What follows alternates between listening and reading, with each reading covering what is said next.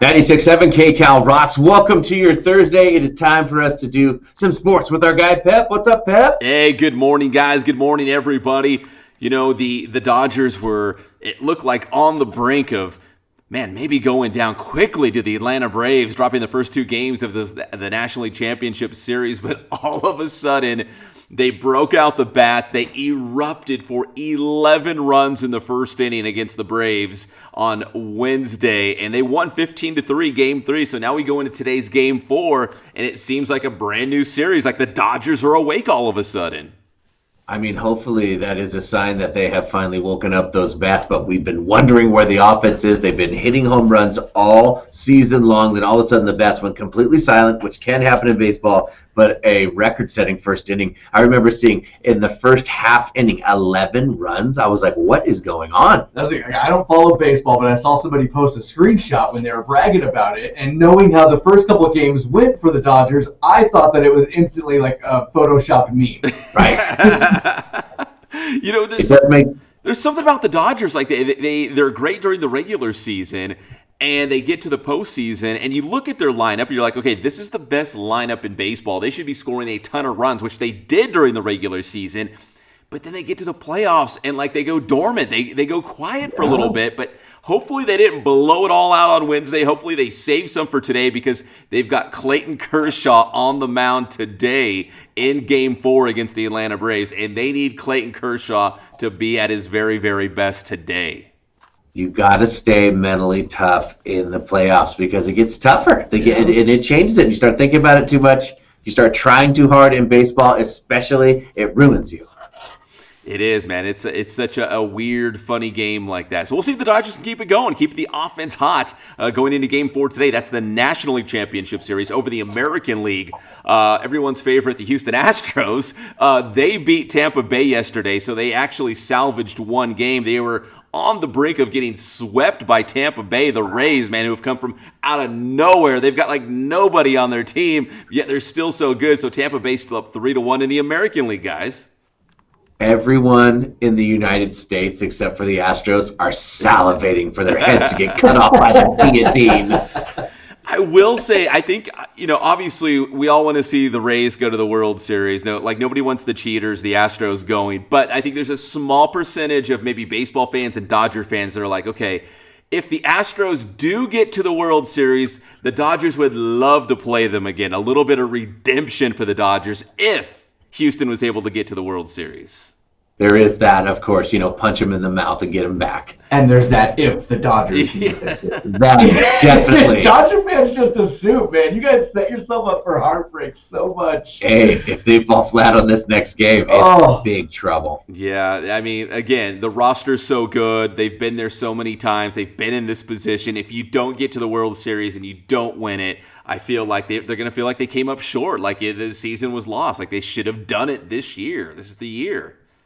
Just like every year. Just like every year, exactly. Just like every year. Guys, let's switch gears and go to the NFL right now. We do have a little bit of breaking news we'll get to in just a second, but big game taking place in the NFC West as the Rams will take on the 49ers. The Rams are at 4-1, and Patrick, you already know this. Seattle, a perfect 5-0 in first place. So the Rams need to stay on the heels of the Seahawks so Seattle doesn't just go run away and hide with that NFC West lead. Well, the good thing is the 49ers are ravaged by injury. Yeah. So, I would think the Rams would win this easily. Yeah, the Niners are decimated by injuries. And if you look at the NFC West standings, the 49ers, who went to the Super Bowl last season, are technically in last place right now in the division. 40, that hangover. Well, it's bad when they lose to an NFC East team. That's the only thing that Eagles have right now is over the 49ers. That is a measuring stick, isn't it? Yeah, it's like, how bad are they? Well, they lost. They lost to the Eagles. That's how injured they are. I wouldn't even say that's how bad they are. That's how injured they are. It's pretty bad. Same, it's true. That's pretty bad. So, big one for the Rams. They need to beat the 49ers. At least that's a game that should keep them on the heels of Seattle, who, again, is 5-0, one of a couple undefeated teams right now in the NFL. But, guys, I did want to ask you, do you know, without looking, don't look on the internet, who are the three teams that are winless? We always talk about the undefeated teams. How about a little bit of love for those losers out there? The winless teams, there's three of them right now in the NFL. That is Jets. Yeah, Right? yeah. Have the Bengals won yet? Wait, say that Bengals? again? No, actually, there's 2 teams from one city. I'll give you that. Jets, Giants, Broncos. Yes. Wow. Jets, Giants, and your Atlanta Falcons are Oh, all God. 0-5. And for Atlanta, our guy DeMonte Casey, who's the pride of Cajon High School here in San Bernardino, he tore his ACL. He's out for Atlanta. They fire their head coach. And then we're getting news this morning they had some positive COVID cases, so they've shut down their facility this morning. Maybe it's good our Inland Empire guy is hurt right now and maybe not in the facility because, we just found out this morning, like 20 minutes ago, COVID outbreak with Atlanta. We're going to obviously find out the ramifications of that. They're supposed to be going to Minnesota to play the Vikings this weekend.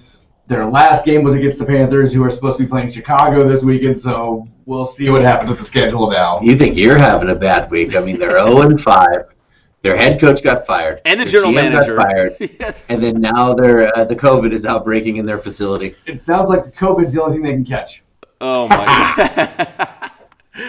But here's the thing, and guys, we talked about this earlier this week. There is a little bit of wiggle room in the NFL season because of the bye week. Now, if you eliminate the bye week and you have to adjust your schedule, I know a lot of teams aren't happy with it, but it's still a way for them to get in a complete 16-game regular season. So you might look at the NFL schedule for the next couple of weeks, and it might be changing quite a bit as teams kind of adjust, and they're nimble. They're having to adjust the schedule on the fly as these kinds of cases pop up. I mean, heck, we had Tuesday Night Football this week. That's bizarre in itself. You're right. It just worries me that the wiggle room that is there is gone now. Well, there's not a lot of wiggle room with the NFL because you only get one bye week, and we've already had a few teams be affected, had to move those around. I don't think the teams that we're dealing with this Atlanta outbreak have been affected yet, so they probably still have wiggle room there. And then the NFL has built-in wiggle room with some buffer weeks they can throw in, but then there's issues of, like, if you do the buffer weeks, your top-seeded teams are then going dormant for a couple weeks going into the playoffs. That's never good. Rust. Yeah, I wonder maybe at the end of this, maybe they cut the regular season down to maybe 15 or 14 games just so they have a couple extra weeks to play with, in case something like this happens. So we'll see how this plays out. But, the Atlanta Falcons with some positive cases. Hot Atlanta, hot with COVID. Yeah, hot COVID in Atlanta. Hey, Atlanta COVID. So we got the Falcons with some positive cases down there in the ATL, hot Atlanta. And then our guy Nick Saban, the head football coach at the University of Alabama, he tested positive. So he will not be on the sideline when Alabama, which is probably the biggest game of the season, Alabama, who's ranked number 2 in the nation, is taking on Georgia, who's ranked number 3 in the nation, going head-to-head. And Nick Saban will be, I presume, at home, while Steve Sarkisian kind of steps in and grabs the reins, at least for this game this weekend.